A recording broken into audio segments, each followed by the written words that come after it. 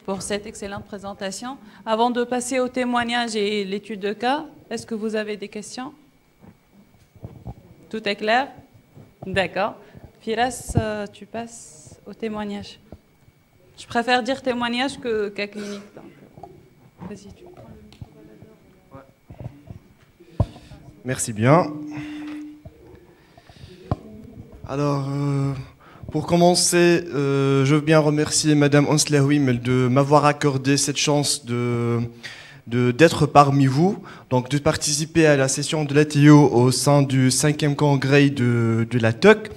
Je remercie aussi tous les participants à la session de Basse Vision. C'est vraiment une initiative pour faire avancer avec la Basse Vision ici en Tunisie. Je vais alléger les choses un peu. Bon, je vais vous présenter donc la présentation, c'est achromatopsie et son impact sur la vie de latin. Donc, en fait, il s'agit de moi, tout simplement. Donc, on va passer de la théorie, disons, à la pratique. Alors, j'ai besoin du peinture, s'il vous plaît. D'accord. Ouais, c'est bon. Alors, apparemment que c'est le mauvais fichier. Bon, mais bon.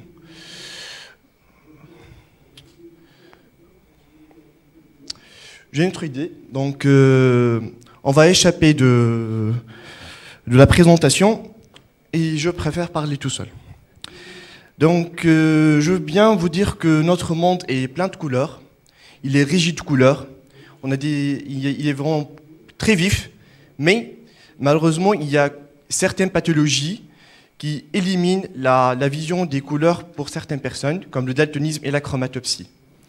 Donc, pour la chromatopsie, je veux bien la présenter. C'est une maladie génétique, autosomale récessive. Donc, on peut avoir les deux parents sains, mais porteurs du gène.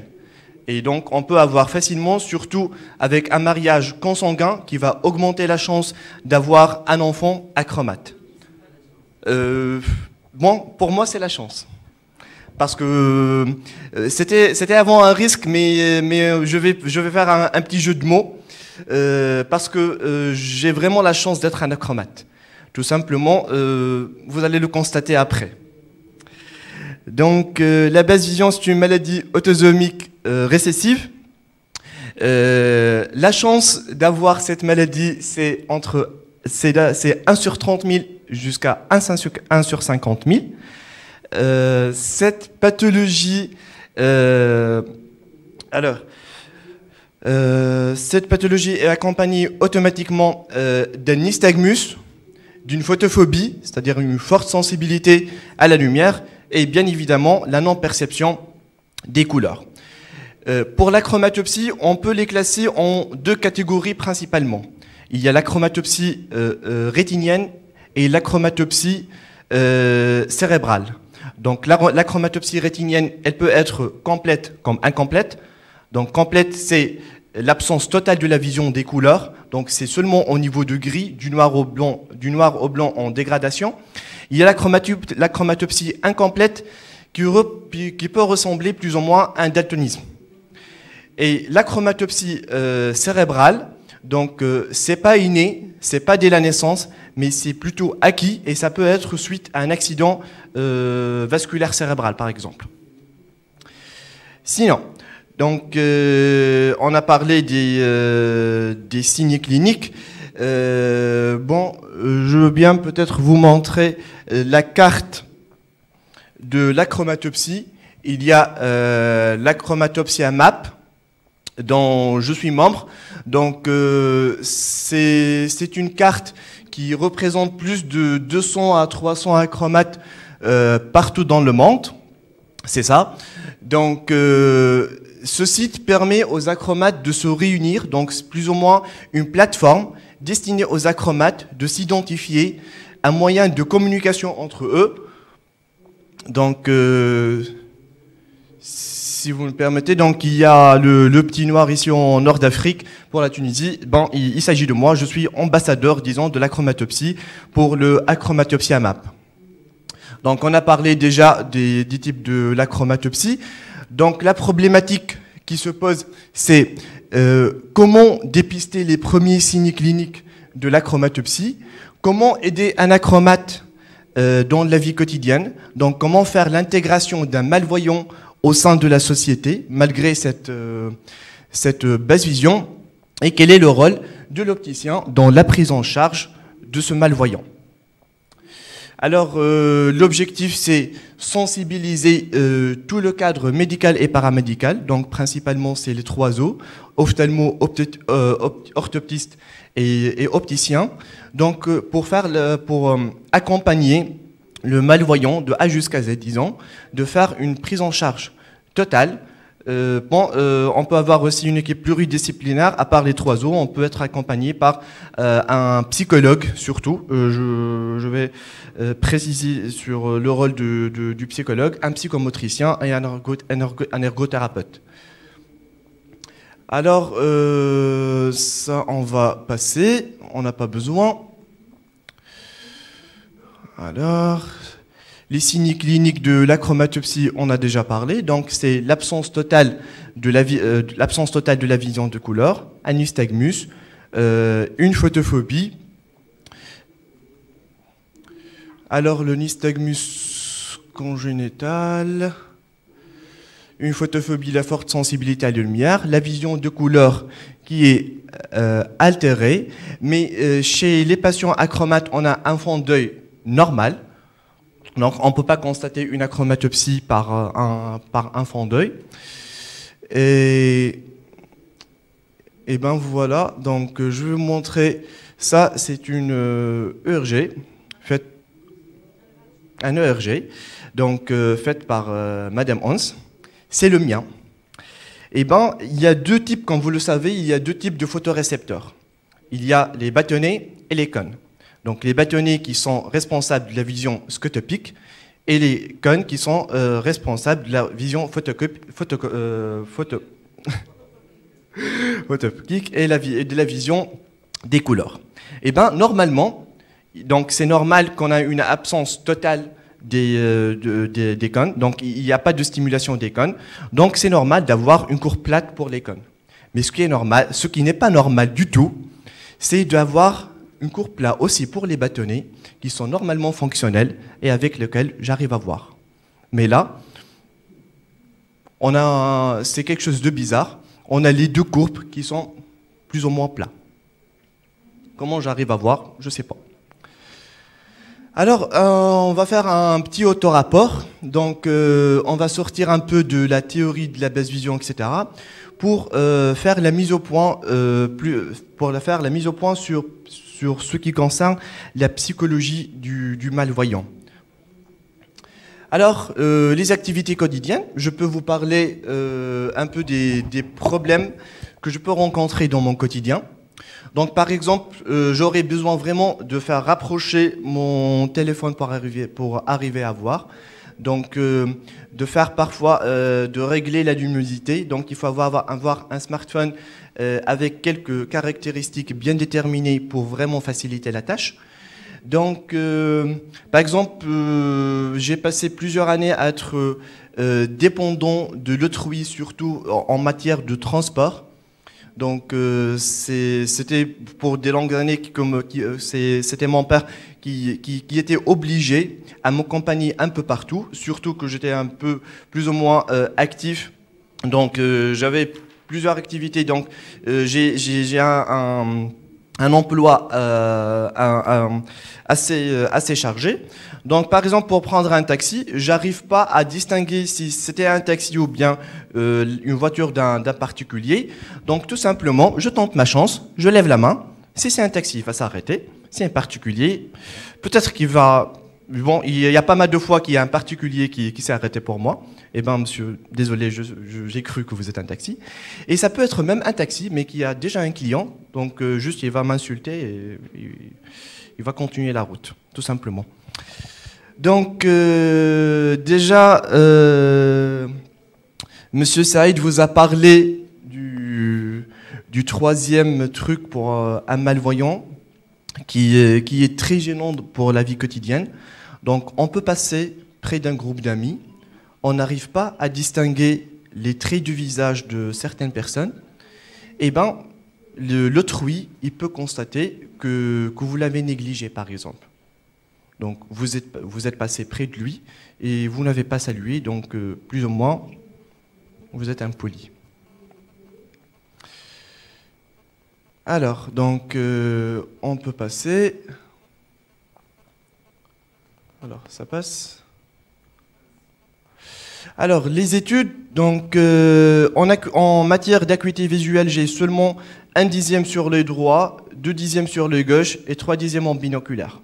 Donc, avec un nystagmus et une photophobie, toutes les années du secondaire, donc de l'école jusqu'au secondaire, j'étais obligé d'avoir la table plus ou moins rapprochée de l'estrade. Donc si à chaque fois que je sors de ma table, vers le tableau, j'essaie de lire 3 à 4 mots par exemple, je retiens à la tête, je reviens à ma table, je les écris, et ainsi de suite. Donc je peux passer 4 à 5 heures et ce phénomène se répète en boucle pour arriver à avoir tout le cours nécessaire, surtout pour les années, pour les années que j'ai passées à l'école. Donc, pour la vie professionnelle, avant d'arriver à la vie professionnelle, je veux bien vous dire que d'être acromate et malvoyant, ça m'a poussé, donc ça a créé à moi une passion pour le domaine de l'optique. Donc, à partir plus ou moins de la première année, deuxième année secondaire, c'est bon, c'est décidé, c'est de faire une licence en optique-optométrie. Donc moi, je suis bac 2014. C'était fermé pour l'école étatique à Sfax, pour l'optique, sachant que j'étais admis en pharmacie, malgré la basse vision. Et ben, j'ai refusé et j'ai obligé ma famille à poursuivre mes études en privé ici à Sousse. À UPSA de Sousse. Et ben aujourd'hui, je suis diplômé en optique-optométrie. Il y a même pas un mois que j'ai terminé mon stage en France à Chêne Chris à Rennes, avec un autre stage à Paris. Et là, je suis un opticien collaborateur avec quelqu'un à Sfax. Donc, pour ce qui concerne les études en optique-optométrie, j'ai rencontré quelques problèmes au niveau de l'optométrie surtout et de la contactologie, qui nécessitent plus ou moins la vision des détails. Donc, surtout pour changer les corrections au niveau de la lunette d'essai, ou bien pour faire l'adaptation d'une lentille souple ou bien rigide, quel que soit.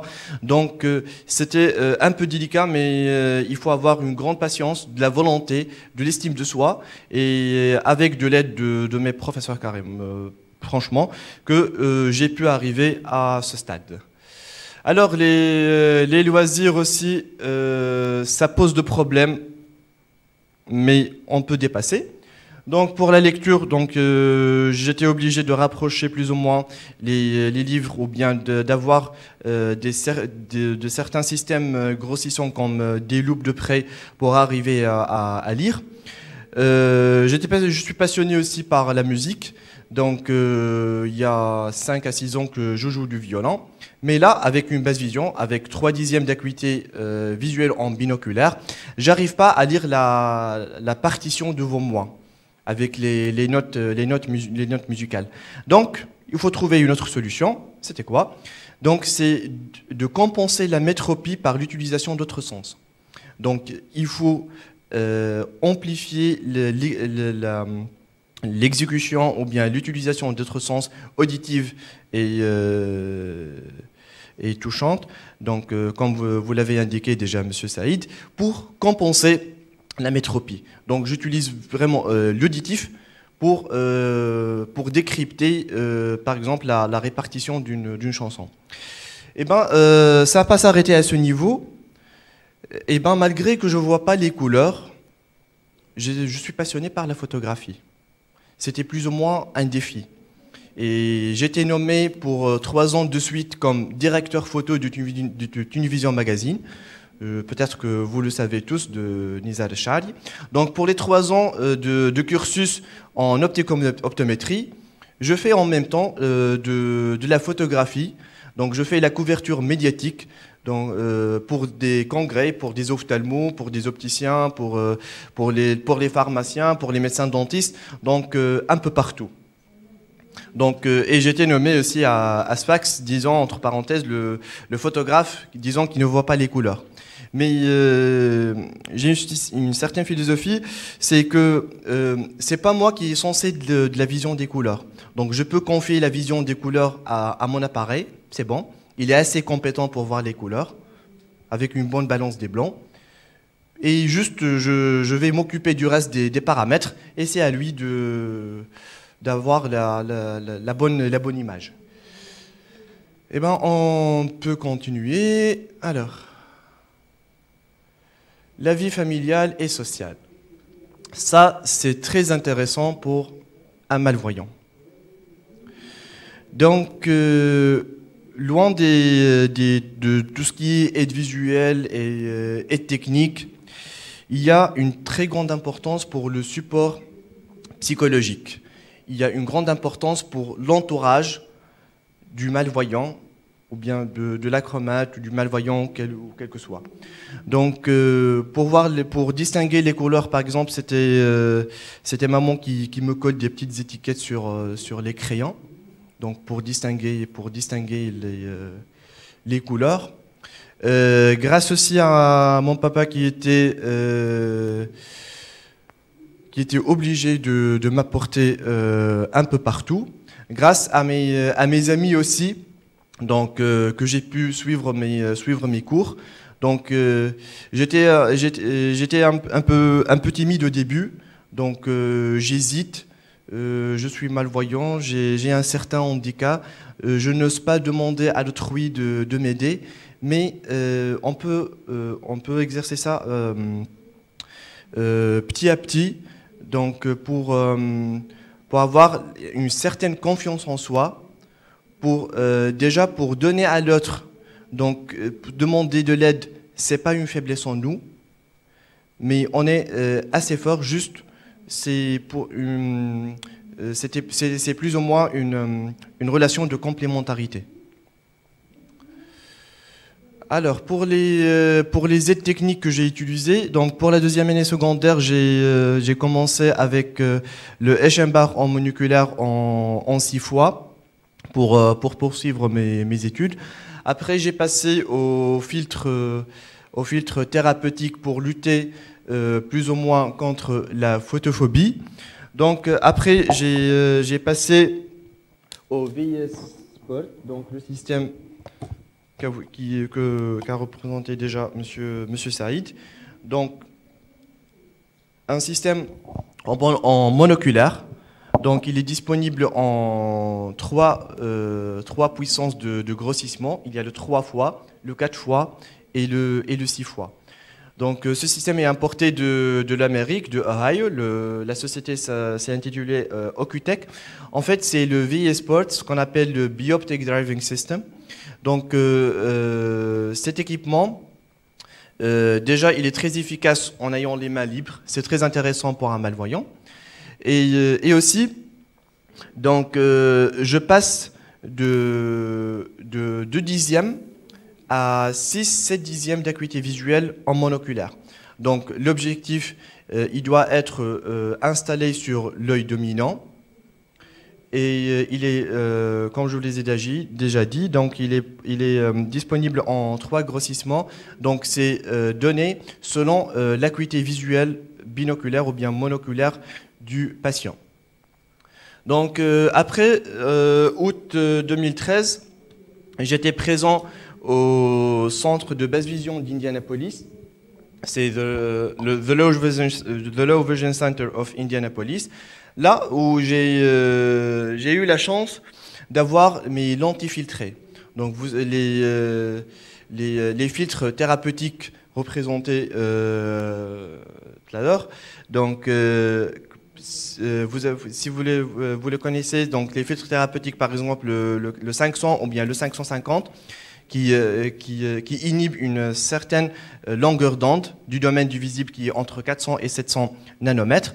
Donc ces lentilles, ils sont filtrés, semblables à un filtre thérapeutique posé sur des montures ou bien même avec un traitement intégré dans les verres. Donc ça lutte énormément contre la photophobie puisqu'on a la cornée qui est totalement protégée contre la lumière éblouissante.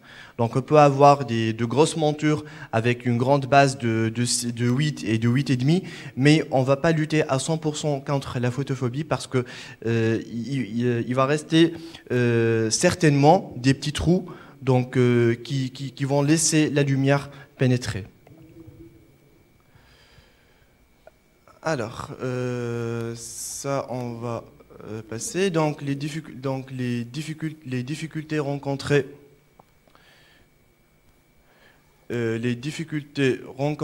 C'est que les ophtalmos, plus ou moins, ils ne cherchent pas à adapter des patients malvoyants.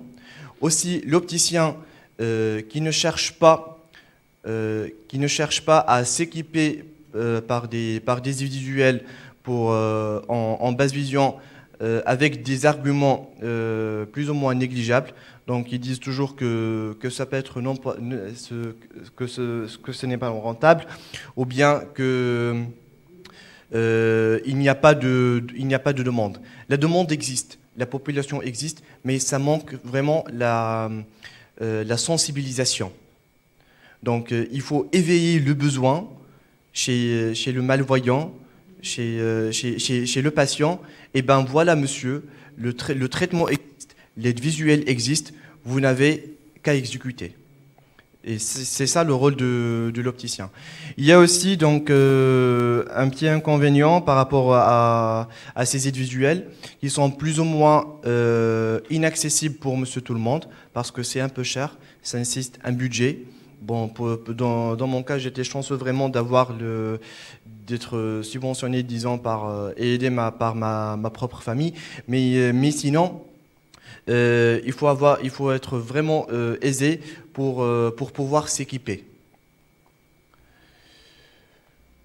Alors, donc, il faut avoir un environnement adéquat, il faut avoir l'estime de soi, il faut croire à ses compétences, à ses objectifs. De cette façon, on peut convertir une pathologie ou bien un certain handicap en force. Donc les recommandations, donc un mariage consanguin est fortement déconseillé, déjà pour baisser un peu les pourcentages d'avoir un enfant acromate, surtout pour les pathologies héréditaires. Donc le dépistage précoce dès l'apparition du nystagmus, porter des filtres spéciaux pour lutter contre la photophobie, s'équiper d'une aide visuelle et la prise en charge psychologique est obligatoire. Donc les perspectives, on peut coopérer ensemble, on peut s'aider ensemble pour créer un environnement adéquat, pour créer on a déjà l'initiative avec Madame Hans on a fait déjà la mise au point pour le centre de basse vision de Sfax, qu'on peut avoir des prochains projets ensemble dans les perspectives avec Monsieur Saïd ou bien Monsieur Covertin dans le futur proche. Donc on va organiser des journées de formation en basse vision. On doit sensibiliser toute l'équipe pluridisciplinaire qui touche ou bien qui s'intéresse à la basse vision et qui ont intérêt à améliorer la vie quotidienne d'un malvoyant. Donc avant on était entre le non-voyant et le voyant. Donc on ne s'est pas intéressé au milieu. donc au malvoyant qui a un certain résidu visuel à exploiter. Donc on ne doit pas faire diriger un malvoyant directement à une école braille. Donc on doit l'équiper, on doit le suivre, on doit faire la rééducation, l'adaptation, tout ce qu'on veut, juste pour sauver ce résidu visuel, afin de l'exploiter, afin de l'intégrer au sein de la société, pour qu'il ait de la valeur ajoutée, pour qu'il ne soit pas négligé. Il peut être vraiment innovant, il peut exceller même avec cette diminution d'acuité visuelle. Donc la conclusion, c'est ça principalement. Donc il faut croire en soi-même, il faut insister sur le côté psychologique pour le malvoyant, parce que par exemple on peut avoir l'aide visuelle, mais si j'ose pas le porter devant vous, à quoi ça sert? Donc je dois être conscient que j'ai pas honte, disons, que l'autrui me voit avec un certain équipement qui peut paraître bizarre.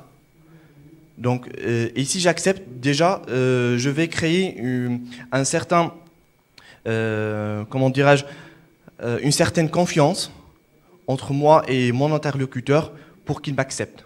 Déjà, pour la première fois que j'ai eu la connaissance de Madame Hans, j'ai porté cet équipement dans le Visuel Expo. Elle était en conflit avec une collègue qui l'ont cru que c'est un équipement pour faire filmer l'interlocuteur. Parce que tu avais l'appareil photo en main. Oui, exactement. Donc c'était pour filmer. C'était plus ou moins pour camoufler un peu les choses, voilà. Mais moi, je t'ai repéré. mais ça n'a pas passé avec Hans, malheureusement. Donc c'est ça. Il faut convaincre que le malvoyant qu'il s'adapte à son état, qu'il accepte son handicap, malgré que j'aime pas le mot. Donc il n'y a pas d'handicap. Le seul handicap, c'est l'handicap intellectuel. Donc l'handicap visuel ne peut être jamais un obstacle pour avancer. Merci pour votre attention. Merci beaucoup Firas pour ces excellents témoignages. Donc je pense qu'il n'y aura pas mieux de cas clinique. Donc tout a été dit, mais tu as oublié de dire que tu as eu ton permis de conduite grâce à l'Ocutec. Et n'ayez pas peur d'être en voiture avec Firas, même si c'est donc déjà il y a 3 ans que j'ai eu mon permis de conduite. Bon, c'était juste pour passer au niveau législatif, pas plus. Donc il faut avoir minimum 6/10 d'acuité visuelle pour passer le permis. Avec les lentilles filtrées et l'Ocutec, je passe de 2/10 à 6/10. J'ai eu mon permis. Et depuis ce jour-là, je conduis sans les Ocutec, avec 2/10 d'acuité, il y a 3 ans. Non, j'ai un champ bien complet. Oui. Même comment sans l'Ocutec. Non, sans l'Ocutec. L'Ocutec, c'est monoculaire, bien sûr, avec un certain grossissement, on a moins de champ. Ouais. C'est en monoculaire, mais puisque c'est pour la vision de loin, ça pose pas de problème. Donc déjà, on a un champ bien large devant nous. Donc quel que soit le grossissement, on aura la plupart du champ. Il y a déjà les deux verres, les deux lentilles, donc avec la correction. Donc il y a un certain positionnement de tête. Donc si on va voir quelque chose de plus proche, on va lever la tête pour voir à travers avec les verres, et on va baisser la tête et remonter un peu la pupille pour faire la mise au point sur l'objectif. Et selon la distance, on peut faire la mise au point par ce petit roue. Donc c'est pour faire le focus selon la distance entre nous et l'objet devant nous. C'est ça. Bon, pour le moment, j'utilise rien. J'arrive à voir, ça va. Je me débrouille. Je n'utilise pas d'équipement pour la vision de près. Bon, ça nécessite plus d'efforts, surtout pour des écritures plus ou moins... Pour le téléphone, tu fais rapprocher le téléphone? Oui, donc j'utilise déjà le grossissement du police du téléphone avec un certain réglage de luminosité. Donc j'ai un smartphone déjà qui a l'option de faire de jouer le filtre de lumière bleue. Donc ça adoucit un peu les contrastes et ça peut aller. Donc peut-être qu'avec une base vision plus importante, on peut aller même avec des systèmes auditifs. Bon, avec des systèmes plutôt de reconnaissance vocale. Donc on peut connecter notre smartphone sur Internet et on peut le configurer avec notre propre parole, communication. Donc, OK Google, donc Google s'ouvre, Achromatopsie, il met Achromatopsie. Donc, on peut se débrouiller plus ou moins avec la technologie qui est de plus en plus innovante. Je peux voir le système? Oui, bien sûr. Merci. Voilà.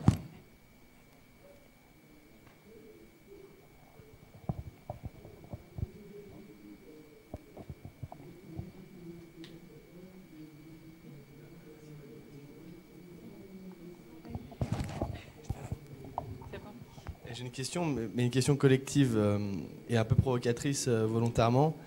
On s'est tous mis d'accord pour se dire que la formation était essentielle, que le rôle de l'ophtalmologiste était essentiel.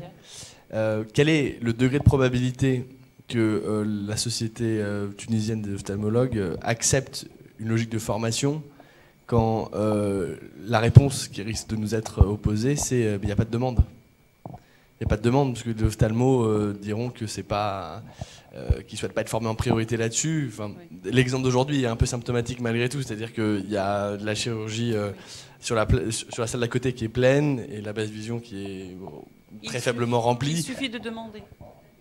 Même si l'ophtalmo ne veut pas en parler, donc c'est un autre rôle, nous, orthoptistes, opticiens, ergothérapeutes, de faire bouger l'ophtalmo, de le sensibiliser qu'il faut prendre en charge les malvoyants. Donc c'est notre rôle. Et ça va venir petit à petit, sûrement. Parce que déjà, il y a ceux qui croient et ceux qui essayent de faire leur max pour leurs patients malvoyants qu'ils ont suivis depuis longtemps et qu'ils ont trouvé que la prise en charge médicale n'a plus de place. Donc c'est une sorte de service, plus que... Enfin, je dis ça parce que le docteur Duperron en France, qui malgré tout a essayé d'insuffler une véritable dynamique dans le secteur, s'est heurté au fait que les ophtalmologues ont continué à lui dire que ça ne les intéressait pas, à proprement parler, et que les plus gros du secteur, c'est-à-dire les gens les plus influents, ceux qui sont à la tête des organisations syndicales et qui, quelque part, ont un rôle de magistère moral sur la profession, ceux-là...